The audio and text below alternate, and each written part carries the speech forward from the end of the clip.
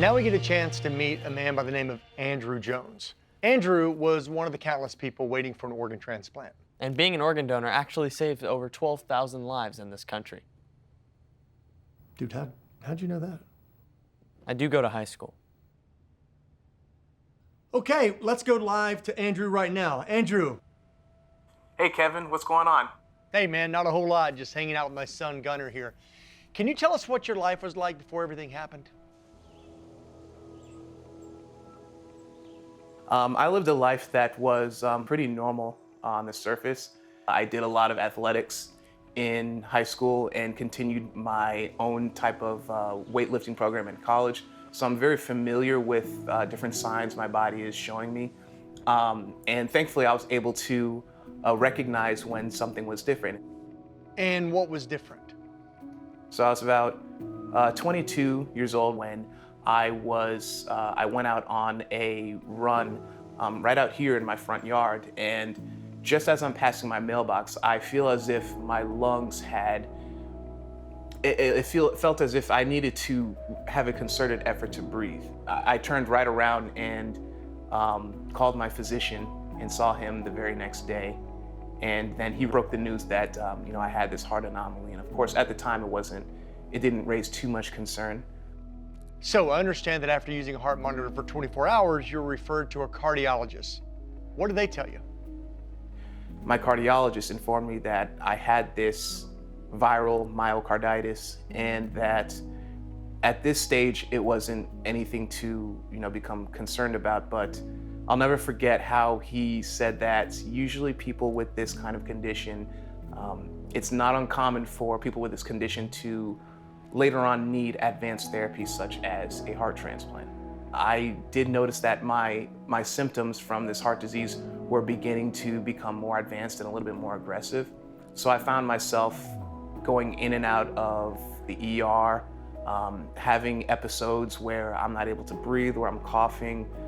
And tell us about your eventual diagnosis.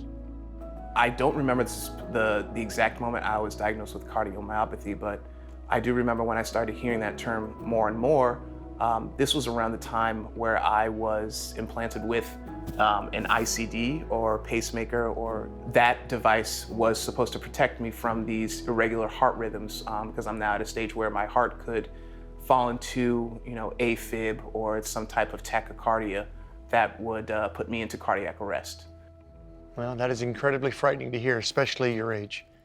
But things, they got worse, didn't they? Turns out that in the last couple of days I had congestive heart failure. And he said, well, at this point, there's not much else we can do besides put you on the list for a heart transplant. Hearing that I needed a heart transplant, I heard we're going to take the old heart out and put in a better, stronger heart. That really kind of floored me, was hearing that my condition was at a point to where I was slowing down, more and more. And eventually I would get to a point where I would fall asleep and just not wake up. Wow, yeah. How long did you have to wait for a transplant? Close to 1.5 years. And that combines the time I was in the hospital, 4 months, to the time I spent out of the hospital with my LVAD device that was helping me make it to transplant. That was 1 year and 1 month. And then one day, what? Everything changes? But once I got that phone call saying that there was a heart available for me, I did it. Every organ transplant has a donor and a recipient, and a heart transplant calls for that donor to pass on. Now herein lies the true miracle, because that's what an organ transplant is, a miracle, letting tragedy give way to a life renewed. Joining us to speak on Andrew's donor, Donald Smith, is Rosemarie Smith. Hi, Gunnar. My name is Rosemarie Smith. I'm Donald Smith's mother. Welcome to the show, Rosemarie. Would you like to tell us about your son? Donald was a very kind and considerate person. He was a hard worker. He was big into physical fitness. He was very muscular because of working out. He went every day. He made it a point to work out, but he was also a grease monkey. He loved tinkering with machinery. And he talked you into letting him get a motorcycle? Donald was the type of person, he was in his 30s at the time. He didn't need my permission to get a motorcycle, but he wanted my approval that it was okay and that I would be comfortable with it. Well, he waited a year to wear me down, and I finally said fine. But he took the safety courses, he bought a brand new motorcycle, and it was a nice quiet motorcycle. And I go out in the garage one night and he's tearing this thing apart, and I said to him, "Donald, what are you doing? It's new." And he was removing packing and putting another exhaust system on it. And it honestly was enough to wake the dead out in the garage, if you could have heard the noise coming from this thing. And he says to me, he says, "Mom," he says, "people are going to hear me coming." He wasn't doing it for the thrill of it. He was doing it for safety reasons. He wore the boots. He had top of the line helmet. I figured he knows what he's doing, and he's okay, and he'll be safe. But I was wrong. Can you tell us about his accident? Donald, like I said, was a big family person, and he loved football, and we're big Pittsburgh Steelers fans. And he was on his way home to watch a football game with us. And 10 minutes before the game started, I told my husband, I says, "I guess Donald decided to stay over at Alicia's house, his girlfriend, and skip the game today." And I no sooner said that, my husband's cell phone rings. And it was a social worker from Hartford Hospital. And she asked my husband if we have a son. And Gary said, "Yes, we have 2. And she says, "Do you have a son that rides a motorcycle?" And she proceeded to tell us that she had Donald's cell phone, and she found Dad on the contacts, and that she believes that our son was at Hartford Hospital and that he was in very serious critical condition. And so we went to Hartford Hospital right away, and they were still trying to stabilize him. And we were told that he had non-sustainable injuries and that he wasn't going to survive. But they were able to get him where we would be able to see him. So we were taken up to his room in ICU. His equipment did a fantastic job protecting his body. However, the back of his head, he had multiple skull fractures. And so we stayed with him. I'm so sorry. After the accident, Donald was kept alive by life support machines. However, all reflex tests were negative. Rosemarie, if this isn't too painful, what happened next? I begged them to give us more time for him to heal. So then they took him down for a nuclear test to see if there was blood flow into the brain. And there was not. And then that's when they approached us and said about harvesting his organs. Gary and I were both aware that he was an organ donor. Again, that's just the way Donald is. He always joked, if I'm not going to be here and someone else can benefit from the organs. It's actually something that we've discussed. And my husband and I are also on the organ donor list, so it wasn't surprising. And Andrew, it was at this point when you received a life-changing phone call. I was getting ready to head to the gym for another normal workout, and my phone rings, and I recognize the number immediately. It's the hospital. The nurse on the other end asked me, how I was feeling, and I said, I'm feeling fine, thank you for asking. And they asked me, well, would you say you're feeling on top of the world? And I was like, I wouldn't say that. It's another regular day for me. And they said, well, I don't think so. I think that we might have a heart for you.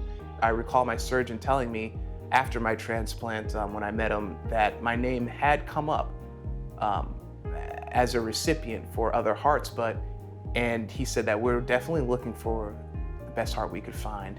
And I would say they definitely found it. So, did they tell you anything about your heart donor?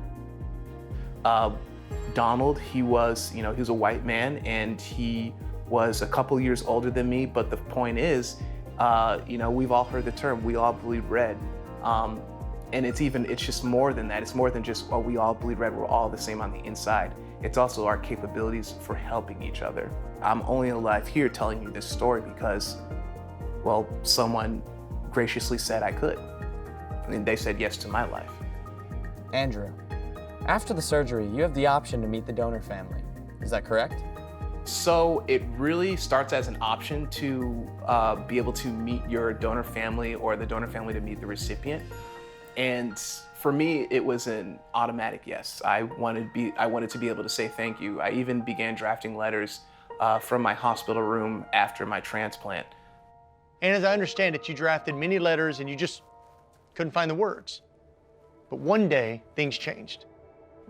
Actually, it was 3 years to the day of my heart transplant. So September 21st, 2019 was when I met my donor family. Again, it's not like you're there with a planned script or you've done this before. You're simply going to meet someone who you've never met before, whose loved one is no longer with them. I was very excited about meeting Andrew, but when we arrived, I became very nervous, extremely nervous. We arrived first, and Andrew's family arrived shortly after us. And when they walked in, they embraced us. They gave us, a big hug. He was there with his parents and his one brother. And it was like we knew each other forever. We had a great conversation. We learned a lot about ourselves. It turns out that Donald's dad and my dad worked for the same company and undoubtedly crossed paths. But you had one last gift for Rosemarie. So I was able to, we gave her a stethoscope and she was able to listen to Donald's heart. I was very excited and overwhelmed. And when I heard it for the first time, it was wonderful. And to realize that that was my son's heart, and to see that miracle of what Donald's donation actually did, it actually saved a life. And that was the first time I felt happy after my son passing. It's just like a light switch went off. It was closure for me. And I can honestly say that that was the turning point of accepting the accident and being able to move forward. And I feel that Andrew is a member of the family. I think one of the biggest lessons to learn from a meeting like this is that the world is small and that life is short and fragile. Rosemarie, is there anything you'd like to say to Andrew? Andrew, I love you like a son. He refers to me as his donor mom. He also, for Mother's Day, posted a picture of me and his mother side by side and wishing us happy Mother's Day. I hope you continue to stay healthy and do well, and I look forward to meeting you again. Rosemarie, thank you so much for coming on the show and sharing your story. Gunnar, thank you very much for having me on the show. It was a pleasure telling you about my son. It's a shame Donald's no longer with us, but I guess he kind of still is, through Andrew.